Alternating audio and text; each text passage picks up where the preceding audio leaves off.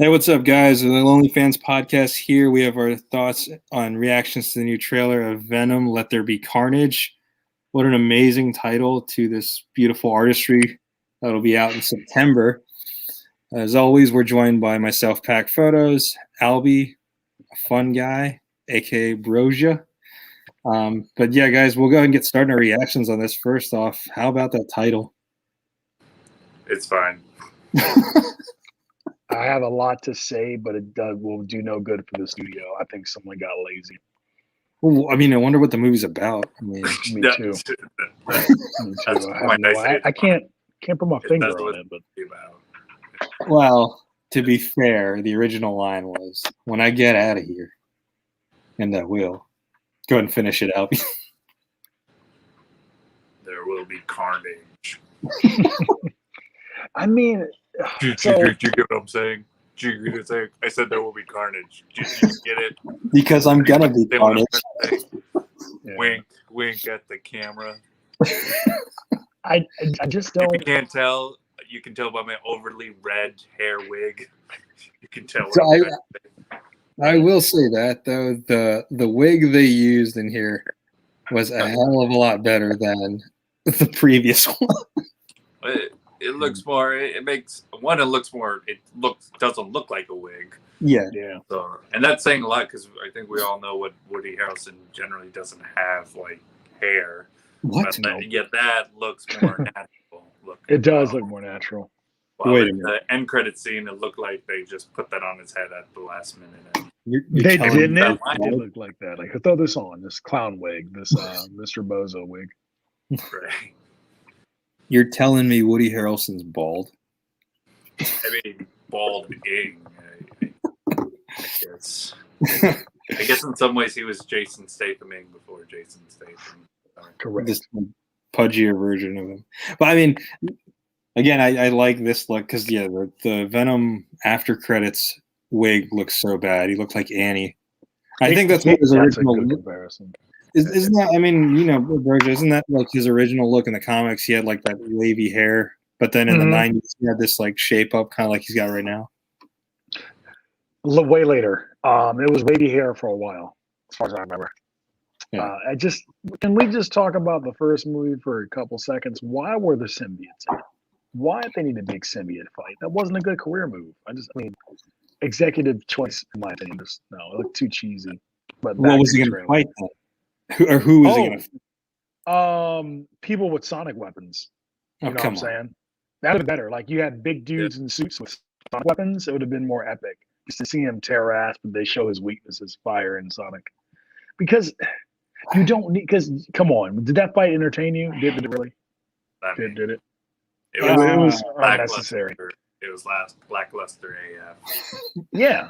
I'd rather him had a security team with the symbiote's weaknesses, calling some mercs, wear some suits. We have sonic guns and new tech. We have some flamethrowers. Let's get at them. Instead of, hey, look, I have a symbiote too. Rawr, slow motion. Like, come on, man. No. I mean, was it like they were trying to copy like the Iron Man formula?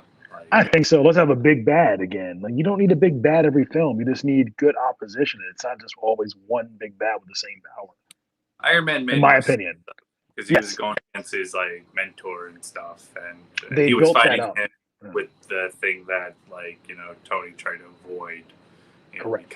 So at least that made more sense. While in Venom, it was more like just get a bigger, badder version, and it took away from the. Go ahead. It was also kind of a waste of Riz Ahmed's talent. Yes, he's a very talented actor. And yes. Whoa. Here's the flip side to it, though. Sure. Hit me. What would they do then? How would they explain the storyline if they capture all these symbiotes from space and then some of them escape? They just ignore it. You know what I mean? They couldn't write it off because then people would be like, "Well, what the hell happened to the symbiotes that left the shuttle?" You know what I mean? So I understand why they use. I got you for that. Don't worry, I got a plan. When you're done, I got you. Well, hearing the reasoning with the sonic weapons reminds me of another masterful piece, The Incredible Hulk, which they actually were able to combine both of that in the middle sequence of the movie when they're trying to stop Hulk at the college, and at the end you have the big bad in Abomination. Yes. So what they could have done, this is one direction.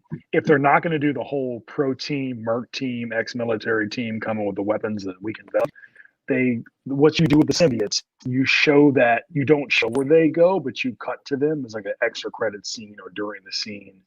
You show that they went somewhere else, and you don't show that Carnage has one. You still do the Carnage scene. You just show the symbiotes were in other places, almost like we didn't forget about it. Flash, that jazz they do. But you have the good merc team. What's up? Go. I don't know. We gotta go. Oh, so you have the merc team just to show Venom, show off that some of the things symbiotes can do, like multiple arm attack. Whatever life you would have give the strike team. Almost like what's that movie? What's that game with Alex Mercer with the parasite? I can't believe Street Fighter. Prototype. Remember Prototype? Street Fighter.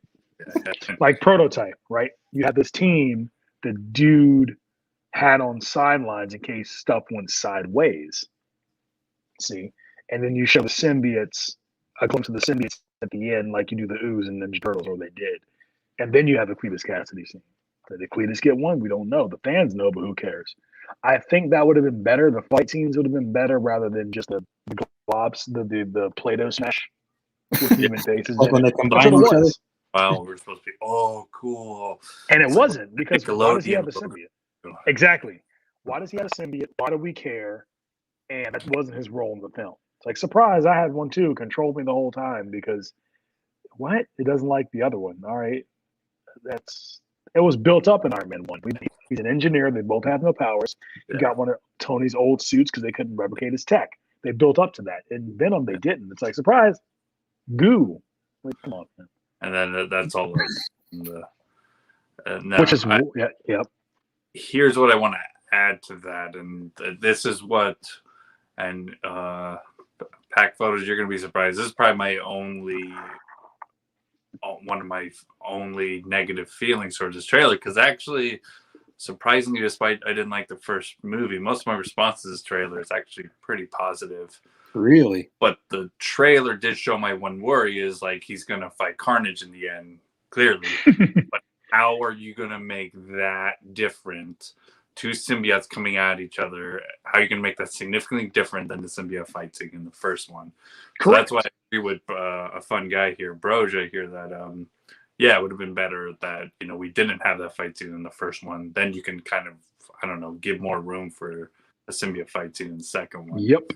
So that's my one worry. But other things, which we'll talk about, that there are some good amount of positive things I see in this trailer so far, though. Surprisingly. Wow, I'm like breakfast. Positive things about a Sony film. No, I never thought of that about how would it differ from the fight with Riot? So I guess the only thing I would think that they could do better in this one is have Carnage kill. You know what I mean? We never really saw Riot do much of that in the first one. But I think this is, what is it, PG-13? This should have been rated R. Wait, it's PG-13 again?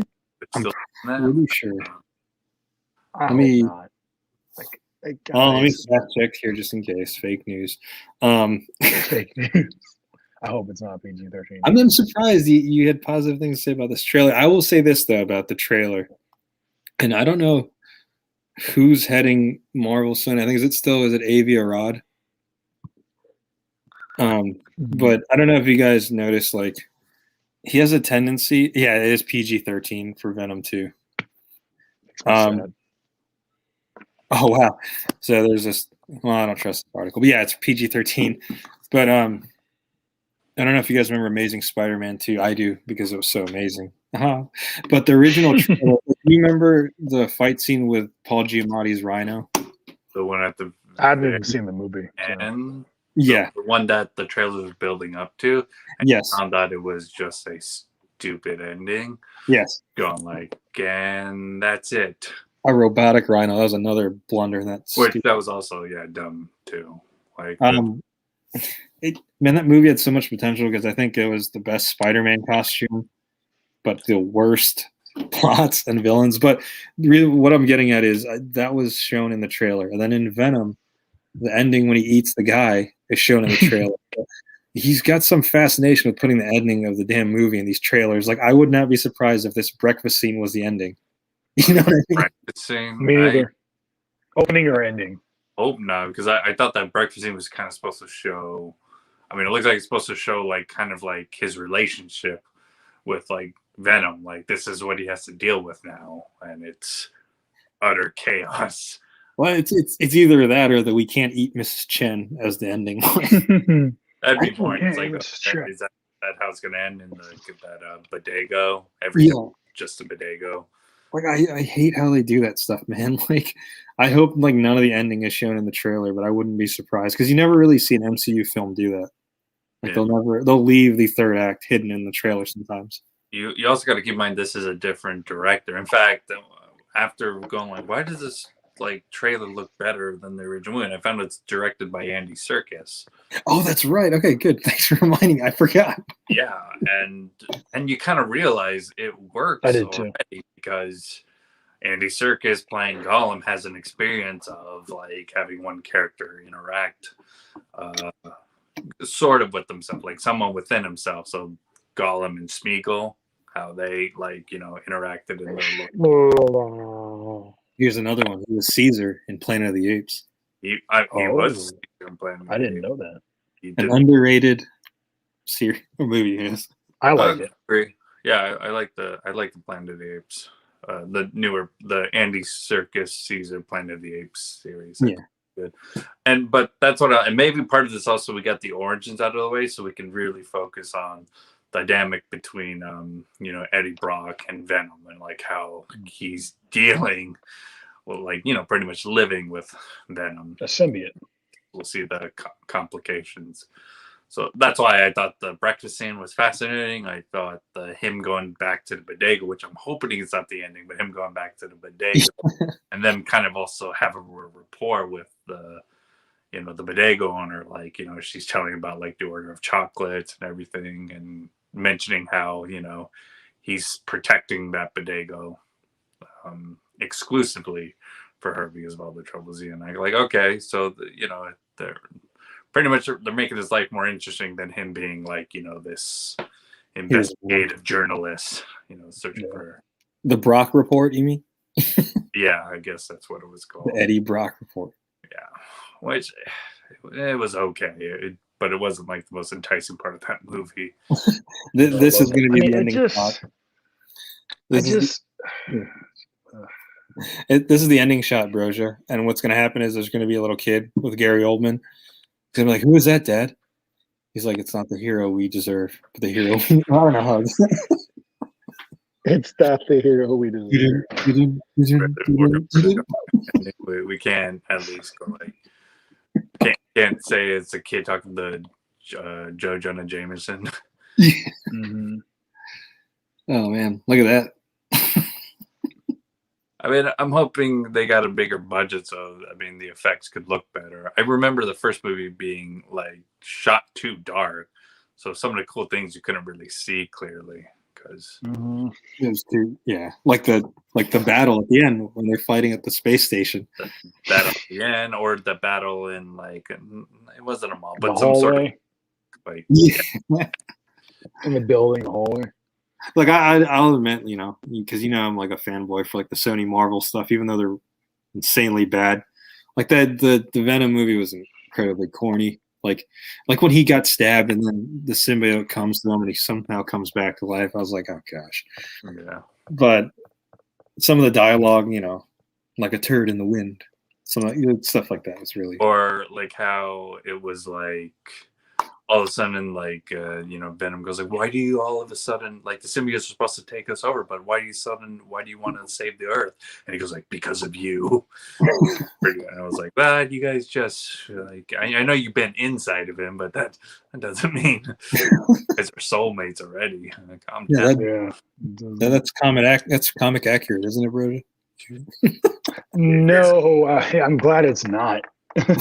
I'm glad the comic went a different way. It's just this should have been. We'll save it for another topic, but at least see me covering my face right now. I know this movie hurts you, man. Like the first one. The first one, the second one has so much to make up before, and I liked the first one. I mean, no, let me explain. What they tried to do, sure, let's appease some fans, but in the end, we're Sony, we want money. They didn't choose which lane they were in. They're like, let's appease the fans a little bit and let's get some money. Oh yeah, let's make it PG-13 so the kids can watch it. No kid was a fan of Venom 30 years ago. Make it for the Venom fans that read it 30 years ago or longer. It's 2021. Like, don't worry about the childrens that are MCU. If there's some kids that did study the old comics, more power to them. Go see it in rated R. Bring your brother, bring your family, bring a friend, bring an elder. Just do it. PG-13 just messes up the character. He's called the lethal protector, not the sometimes I'm almost like Oscar the Grouch. I can teach you morals protector. Like, no, man. Or what's PG-13? Sandlot? No, that's PG. That's G. You get what I'm saying. I think Sandlot was PG. When you it'd say be a better movie if it was rated R. When you said Carnage? When you said appease the fans now, not the ones 30 years ago. Yeah. What do you mean? I mean, by sorry. That? To make it for the fans that grew up reading Venom, if you're going to stay in the fan lane, right? If Sony was staying in the fan lane, it'd be rated R. There'd be lots of human death, especially with the sequel. I don't see how Venom can ever shine PG-13. I just don't. Not without using other Marvel characters. See, and that's the bad part about the Fox acquisition from. I mean, I get it. You know, Disney's Marvel has far superior storytelling and cohesiveness than Fox's or Sony's Marvel, but Fox wasn't afraid to go rated R when it came to their comic book movies. Correct. So I think because of Disney's formula and being so successful, all these studios are like, well, let's just keep it PG-13. You know what I mean? Well, yep, they're trying to follow the money, I guess. But I think most of the rumors I heard that they're going to keep Deadpool rated R. Because they better. And I hope it's 13 for Brosia. If the new Deadpool 3 was PG-13, I wouldn't see it with my money. I'm gonna wait and play it on DVD or something, or Blu-ray. And I'm hoping Disney knows it, and I'm hoping they know that they can make Deadpool rated R. And if they want to expose their non-rated R fan base, Deadpool can show up in other. You know, he can show up in Spider-Man. We can have a PG-13 of Deadpool. Correct. And then while the Deadpool movie itself should be rated R. I mean, I think there's already talk about Disney Plus having a separate R-rated section. So. Oh, nice. Mm-hmm. So they'll have Deadpool and other things under the Disney property, because there's a lot of things under the Disney property that's rated R and stuff because they did own Miramax and all that. Yeah, they own what? I believe. I mean, someone could correct me from, but I think they own Miramax and all that. Oh, or they did own Miramax, back then. So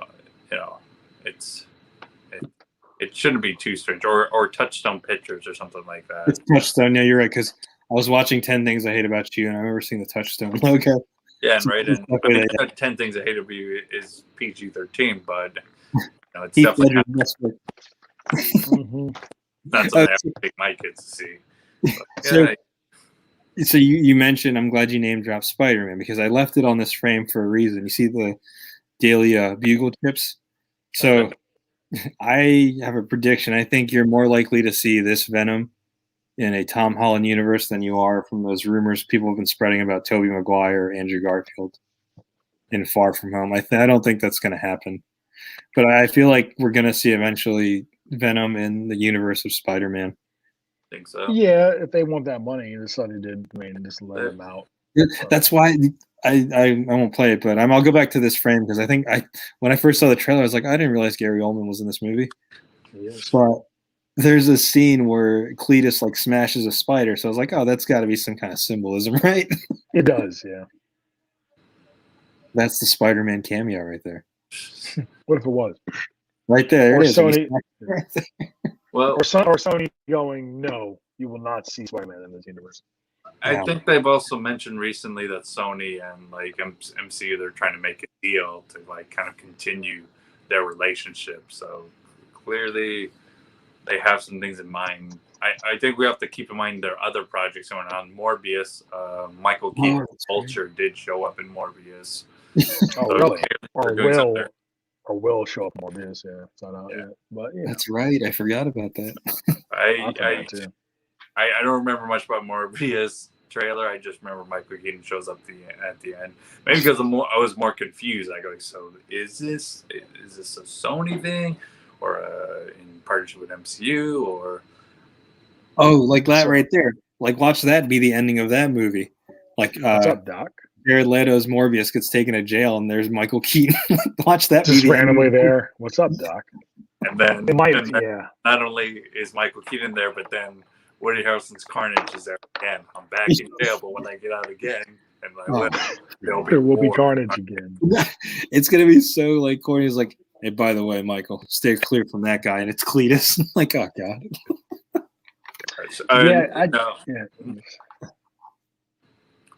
You also got to keep in mind that the next Spider-Man movie, it is hinting at a multiverse type thing. So I am currently these all might be in different universes. Maybe they start. Don't do that, man. I'm trying to manage my expectations from. Oh, not mention multiverse. Sorry, yeah. Well, because I think we all let ourselves down with WandaVision on our own. That was our own. Random taking over. He was supposed to be in it.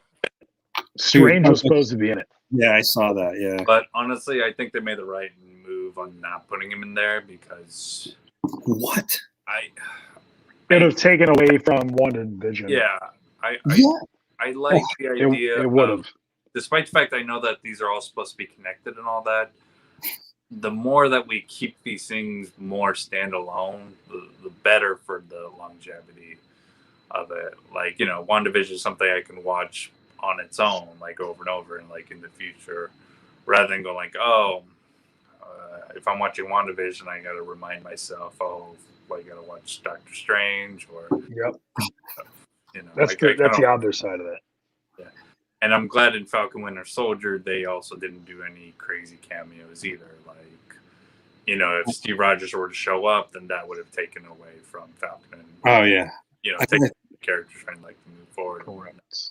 I think that's why I enjoyed Falcon and Winter Soldier more, because I didn't have that level of expectation like I did with WandaVision. Yeah. So when I saw the Dora Milaje, I was like, "Oh man, nice!" Yeah. Was it nice? It was one of the coolest scenes in that show. It was probably the best action scene in that show. Or I don't know. I do like how they gave highlights to side characters like Dora Milaje, or in WandaVision to like Darcy, and to what's his name? The guy that was in Ant-Man. Oh, Jimmy Woo. Jimmy Woo. The card trick, Agent Woo. Yeah. So it's better to like keep them don't get too carried away with cameos, because as much as I like The Mandalorian season 2, I think the Luke Skywalker cameo did kind of take away. You think so? But, I wish it was a Jedi we didn't know, actually. What? I somehow wish it was Jedi we didn't know. It wouldn't make any sense, but it should have been more fun in a way. Or I think I wish it was in a sense where maybe Luke helped a bit, but he pretty much won it for them, because they were as good as dead, and he comes in. And it was what? But that looked cool and everything. Don't get me wrong, but shouldn't we have Mando do something? Because I was like, oh yeah, it's young Luke. That makes sense. They're safe. Yeah. That's immediately what I did. I was Luke came in and just saved the day, and that's it. Well, if that happened in WandaVision, Doctor Strange comes in, saves the day, and that takes away from Wanda. I go thank you, big budget superhero. Thank you for saving. That's really what happened with Luke. TV superheroes. Thank you very much. We could not have done it without you. Without you cutting your paycheck a bit just to appear for 5 minutes. Yes. That's what happened with the Luke cameo. It's like, hey, we're going to superimpose Luke's face over a human actor. All the fans are like, hey, look. See, the whole putting Boba Fett, proving his background as Mandalorian, had him in there. That made sense. Luke was awesome, but I think a stranger would have been better. You know what I'm saying? Yeah, true. Maybe there would definitely be more of a connection, but still, like the best that you like take away less from the main characters, the better. No matter how much you want to see your favorite heroes, you got to focus on the story at hand. And so, yeah. I can't really speak for it because I've only seen the prequel trilogy and some of the original trilogy of Star Wars. Yeah, but I think it's very unfair that we have this masterpiece in front of us and you guys are talking about Star Trek. I do apologize. Here, to bring it back. I am a big fan of Star Trek. I'm a big fan of Star Trek. We've got Commissioner Gordon here, and you guys are talking about, you know. Okay, let me bring it back. So, to kind of bring it back to here, I kind of hope we don't really get a big Spider-Man cameo. No, I don't think we will either. Yeah. I don't think we'll get one here. But I'll take an after credit scene because, you know, in the end, the after credit scenes aren't entertaining, but they're not necessarily. They don't pertain to like the main story. So maybe he can show up in an after credit scene if need be. But well, yeah, portal will open up and here's Doctor Strange. The budget for use from WandaVision moved over to Venom. Who do you think this character will be? Because I'm not. I was like, who is she? Oh, I got two guesses. What her eyes whitish or? I have one guess. Bluish. She could be. Drum roll, please. She could be Shriek. Oh. She could be Shriek. Or who was your other guess? Is it just Shriek? Yeah.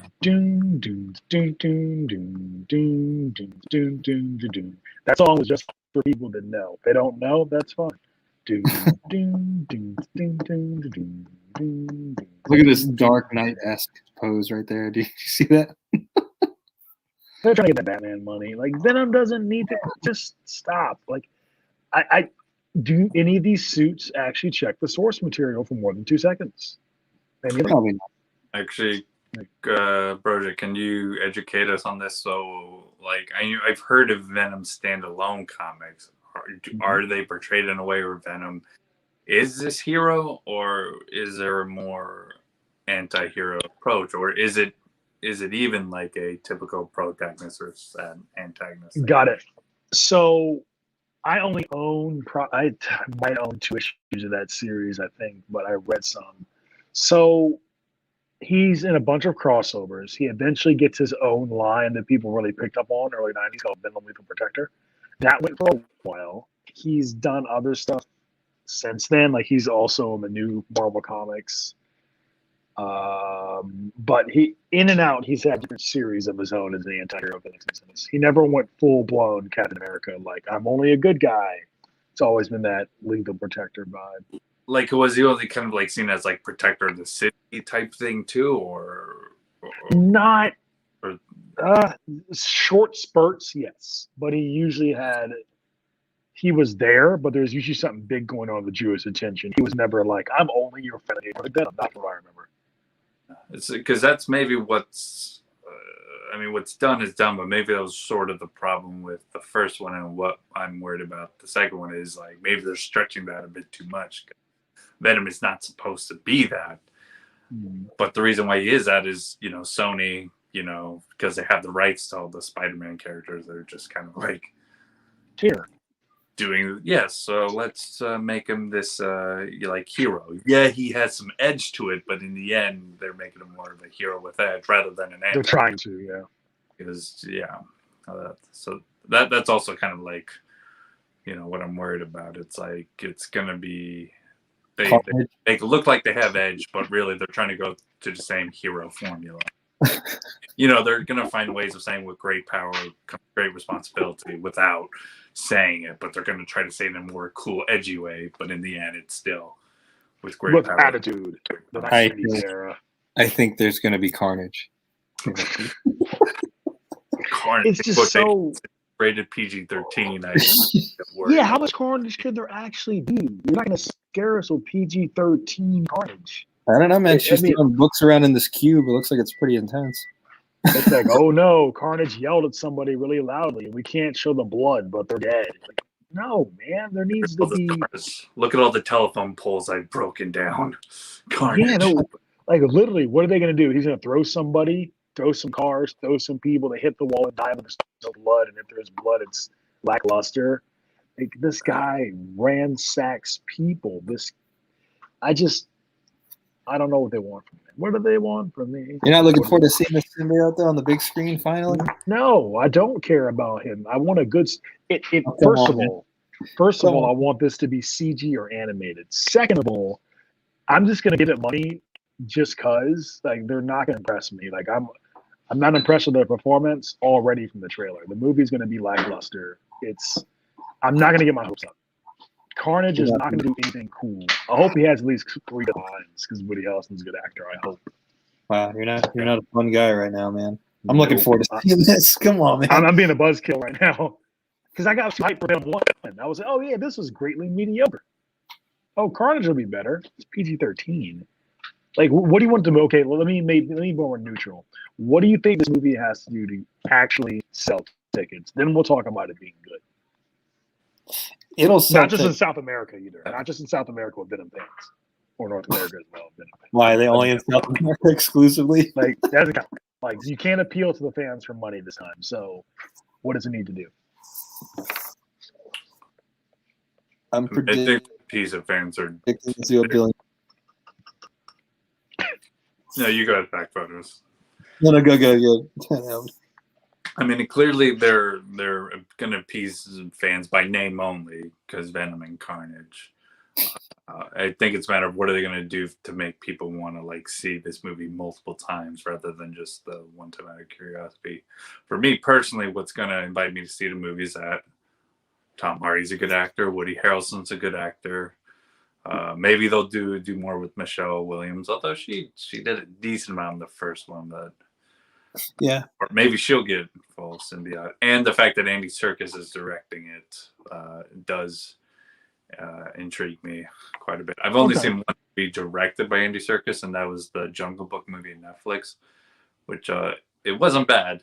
But what Andy Serkis did a good job was like bringing all these characters, like putting a lot of humanity in all these animal characters. So like Blue the Bear, Shere Khan, Bagheera, and having all these like heavy actors playing. Like Christian Bale was Bagheera. When you kind of see it, you know it's a motion capture, but you saw Christian Bale as Bagheera or Andy Serkis as Baloo. So was that the one where Christopher Walken was the voice of? No, that was the Disney version. Oh, okay. Yeah. Damn, I thought that was the same one. Nope.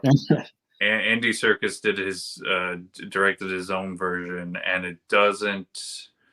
I don't know if it's supposed to be more accurate towards the Rudyard Kipling book, which is a bit problematic. But when you watch a movie itself, it's completely different from the Disney version.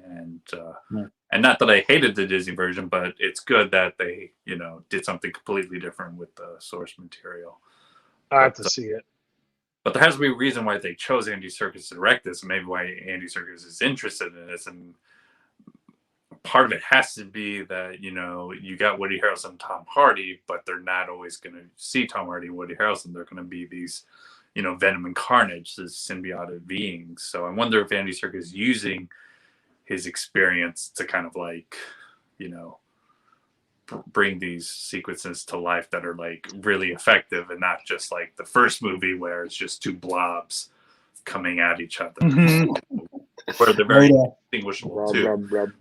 Way to condense movie artistry into just two blobs. I love that's what it was. It was two blobs coming at each other. That was like part one. Part one was human actors building up to the big blob. Slow motion. Well, hopefully they're more creative with it. And I'm not even talking about just action scenes, but like scenes where he's having breakfast or going in the bodega. There was a little bit more of a craft to all those sequences. So like, yes. So hopefully they did that. The symbiotes actually did their own choreography, I heard, in that movie. So it's pretty did their own stunts. Yeah. Like, okay, let's. Can you stop the CGI? Let's use some practical set design, and let's just roll the camera. Watch us do what we do, and then we'll go from there. Jackie Chan didn't have a lot of cuts in his movies. Neither will we. See, now you're gonna make me want to watch the movie after this. I think I will. Let me know what you think, and let me know if you think it was actually good or you just had fan fever. I think I just have fan specs on, dude. Like I always, Yeah, anything that's that's fan blinders. Yeah, I always do. Even still for Amazing Spider-Man. Like I'll always make these. And that's why we're gonna write our own comic, just to show that we can do these things. All right, let me because I think I don't think there's any other like intricate parts of the trailer other than seeing Carnage on there, but What's that? isn't that that's incredible creative titling. They put Carnage in red. Isn't that pretty ingenious? So, I mean, final thoughts on this. I mean, I'm optimistic about it just because it's like, I always got the fan blinders on. And then a month or two later when I buy it, I'll just be like, you know what, that kind of sucked. But I think with Andy Serkis, I think it'll be more promising than the first one. And I'm curious to see how they're going to handle Woody Harrelson's take on it, Yeah. But what are you guys' thoughts before we close out on this masterful title, Let There Be Carnage? Pretty much exactly what the latter part of what you said, Andy Serkis and Woody Harrelson. So we'll see. That's why I'm somewhat optimistic, but I'm still going to go into this movie neutral. Whoa. All right, Broja, go ahead and let us know. I'm going to be the party crasher. Yeah. I'm going to predict a splat on Rotten Tomatoes. I'm going to predict a high budget that they make all their money back. I'm also going to predict lackluster performances, but there should have been better ones. I'm also going to predict there are going to be some memes based on how bad this is somewhere. I hope not. Knock on wood, there's no memes. But I expect it will make some of its money, but it's going to be bad for the critics. And I think that the audience Rotten Tomatoes score will be between 55 and 65. Hopefully I'm wrong. I hope it's 70 or higher. But it's going to have to wow some people because there's lots of competition now with the movies coming out. Maybe if I'm wrong, I'll eat my shoe. Like I'll just put my foot in my mouth. But we'll see. Especially mediocre or lower. I won't mind a splat on Rotten Tomatoes because sometimes there's a splat on Rotten Tomatoes, but when you watch the movie, at least if the movie's bold, like it try something and it didn't work, I'd still think that'd be just fine. So some movies they get a splat, but when you watch the movie, they try a lot of things, a lot of different things, and you can at least say that was a really, really good effort. And it's a really good effort. I'll watch again once in a while. So good old college try. So I'm hoping I'm very wrong. I'm glad you brought that up because I'm not a fan of Rotten Tomatoes. I'm more so a fan of IMDb. So whatever the rating is on IMDb, I would say, in my opinion, I think a 6 to a 7 to me is a 6 because that's not bad for something that isn't being overseen by Kevin Feige. You know what I mean? So I think that's not. No, I mean, if I'm being honest, like that's not bad. Yeah. A 6 to a 7. That's like an average Fox X-Men movie. So I'll predict 6.5 is my prediction on IMDb. If we're ignoring Rotten Tomatoes for the hacks they are, IMDb. The fan in me is going to be 5.5 to 6.5. I mean, I look at the fan rating on Rotten Tomatoes. Actually, damn, Broja, you got lower. You said a 5.5. It's a 6. Yeah, 5.5 to 6. I hope I'm wrong. I hope it gets a 7, man, or an 8. But I just don't. I was not impressed at all with the first film. They have to really convince me to spend money on this. Like, hey, come buy this ticket first day. Don't wait for your friends to say, like, really? Is there free popcorn? Is there like a free ticket? No. Me and Albie will buy you the ticket and the concession stand. We'll stream the podcast from the movies. As a Venom fan, I even like the first one, but I can't tell you the first one's good just because I like it. Fair enough.